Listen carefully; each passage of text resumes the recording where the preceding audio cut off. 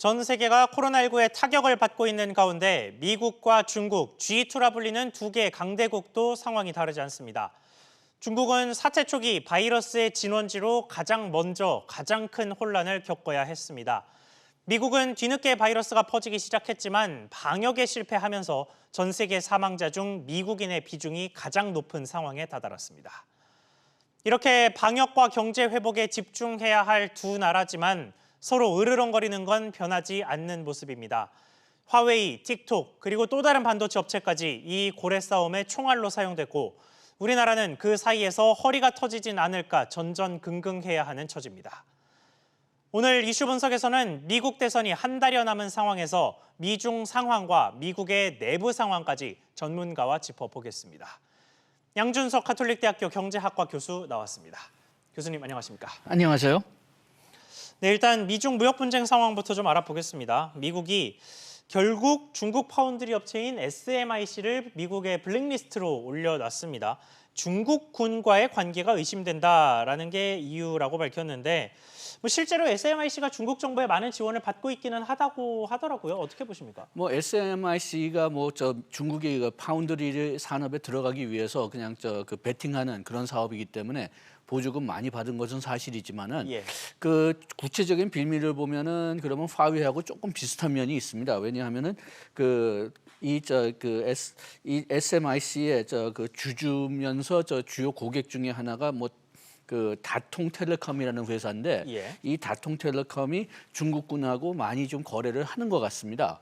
그래가지고선 그거를 빌미로 했고 그다음에 또 이 SMIC가 중국군을 위해서 연구하는 연구자들한테 기술하고 장비를 제공해줬다는 그런 미국 컨설턴트들의 어떤 보고서가 있어가지고선 이걸 빌미로 좀 군사하고 군대하고 좀 가까운 관계가 있다. 이렇게 그냥 이걸 이유로 해가지고선 지금 블랙리스트에 올린 면도 있지만은 또 역시 좀 그 반도체 생산을 좀 제재하려는 그런 노력도 좀 있는 것 같아요. 미국이 반도체 설계 같은 거는 많이 하고 거기서 돈을 굉장히 많이 벌긴 하지만은 미국의 생산 여력을 본다면은 그 세계 생산량이 한 12%밖에 안 된다고 하거든요. 그렇게 해서 이번 여름에 그 대규모 그 반도체 산업 개발법을 통과시켰고 여기에는 그 미국에서 그 반도체 생산자들한테 220억 달러를 어떤 형태로 지원하겠다. 거기에는 보조금도 포함되어 있거든요. 그래가지고선 이런 또 반도체 쪽으로 또 이제 산업 그 정책, 산업 전쟁을 좀 가져가려고 하는 그런 의도도 좀 있는 것 같습니다. 네, 이게 화웨이에 대한 압박도 이야기가 나오더라고요. 왜냐하면 SMIC가 화웨이에 공급하는 물량들이 또 있을 테니까 그런 건데 실제로 어느 정도나 된다고 보십니까? 실제로는 중국에서 사용되는 반도체 중 오직 16%가 중국에서 생산하기 때문에 그렇지만은 2025년 그 중국 그 개발 계획에 본다면은 이 16% 비중을 70%로 올린다는 계획이 있었거든요. 그렇지만 아직까지 화웨이도 마찬가지고 SMIC의 기술 같은 것도 거의 상당히 많이 미국에 의존한다고 봐야 되겠죠.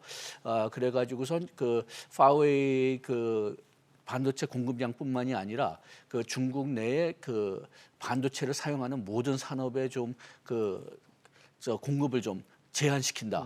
그런 면에서 좀 접근하는 것 같아요. 하여튼 SMIC가 사용하는 장비 중에 절반 이상이 미국으로부터 수입된다는 그런 미국 신문의 보도가 있었습니다. 그렇군요. 자, 그래서 SMIC를 이용하던 고객사들이 있겠죠. 이 물량 생산을 위탁시키던 반도체 업체들이 있을 텐데 떠날 채비를 좀 하고 있는 모습입니다. 미국의 퀄컴 같은 경우가 대만 업체를 알아보고 있는 중이다. 아마 대만 업체라고 하면 TSMC가 될 것 같습니다만.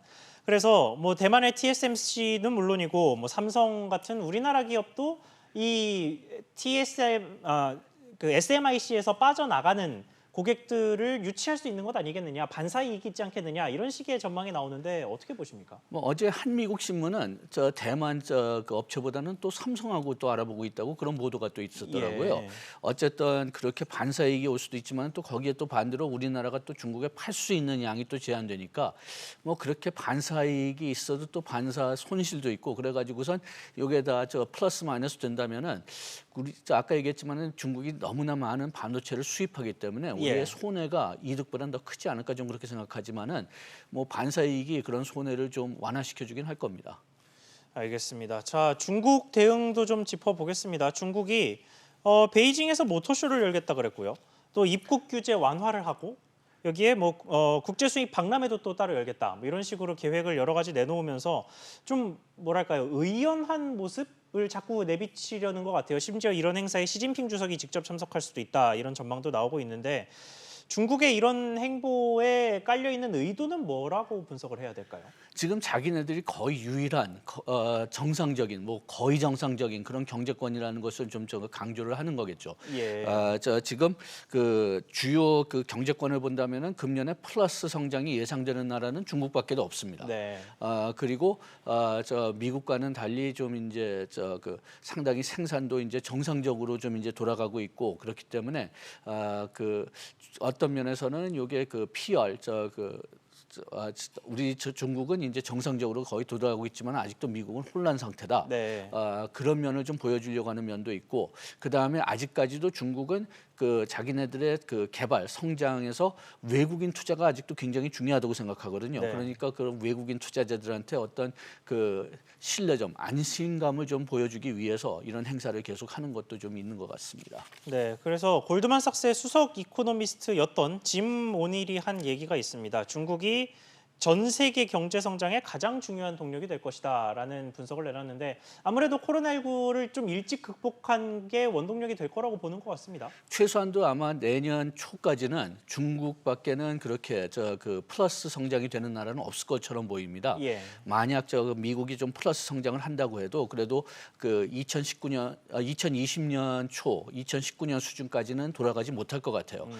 그리고 또 지금 구매력으로 보면 이미 그 중국이 세계 제1 경제권이거든요. 그러니까 세계 GDP 한 17%가 이제 중국이고 그 다음에 미국과 EU가 한 15%이기 때문에 예.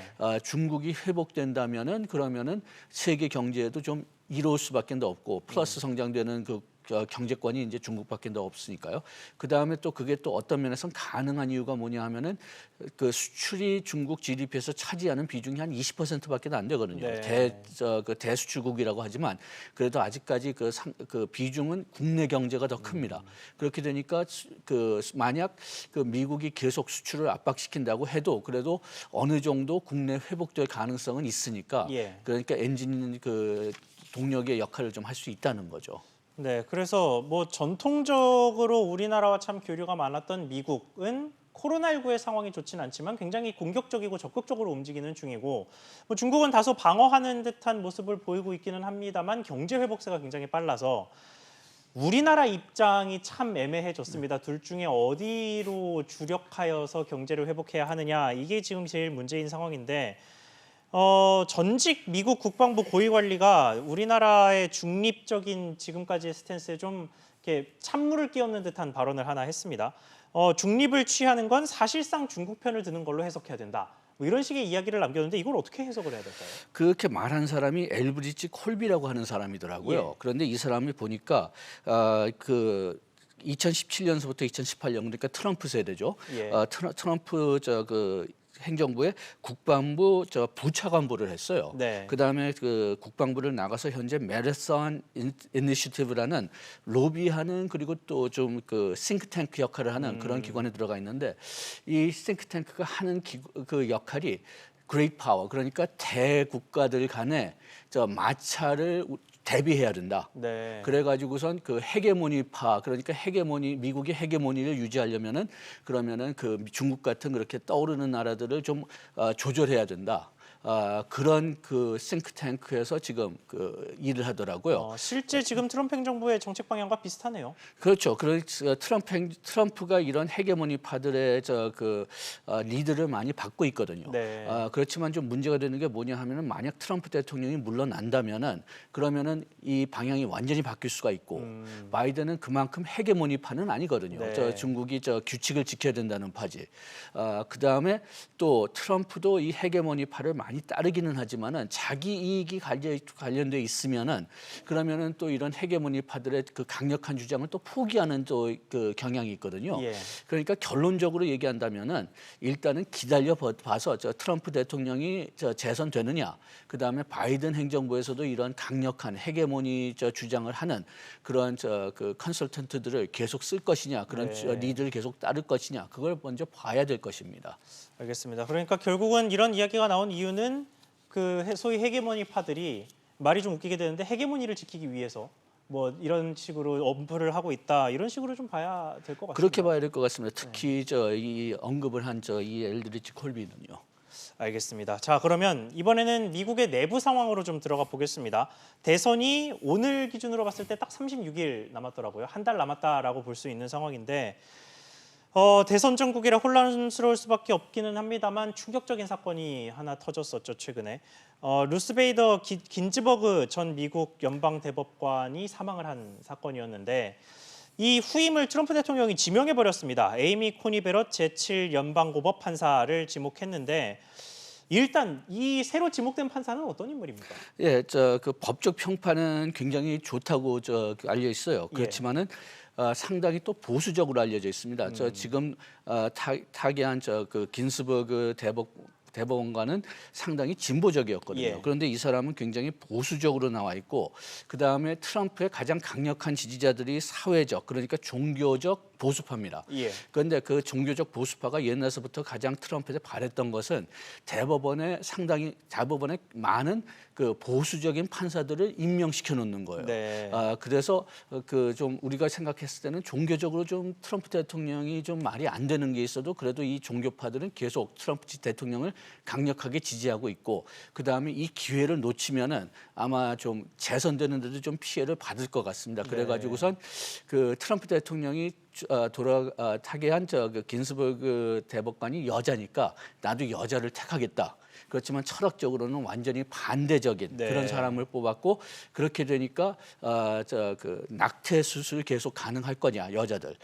그 다음에 총을 계속 휴대할 수 있을 것이냐. 네. 그리고 또 그 오바마 대통령이 설립해놓은 그 의료보험 체제를 무너뜨릴 거냐. 이런 것들이 이제 문제로 제기되고 있는 거죠.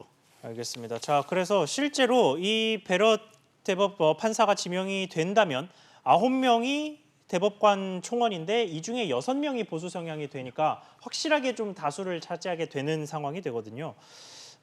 여기랑 엮여서 계속해서 이야기가 나오고 있는 게 트럼프 대통령이 대선에서 만약에 패배할 경우에 우편 투표 등을 문제 삼아서 불복할 수가 있다라는 부분인데 이게 불복이 되면 결국 연방대법원의 대법관들이 어떻게 판단하느냐에 따라서 실제로 트럼프 대통령의 불복이 인정될 수도 있다라는 식의 우려가 나오고 있더라고요. 이게 실제 이런 상황이 좀 발생할 수 있다고 보십니까?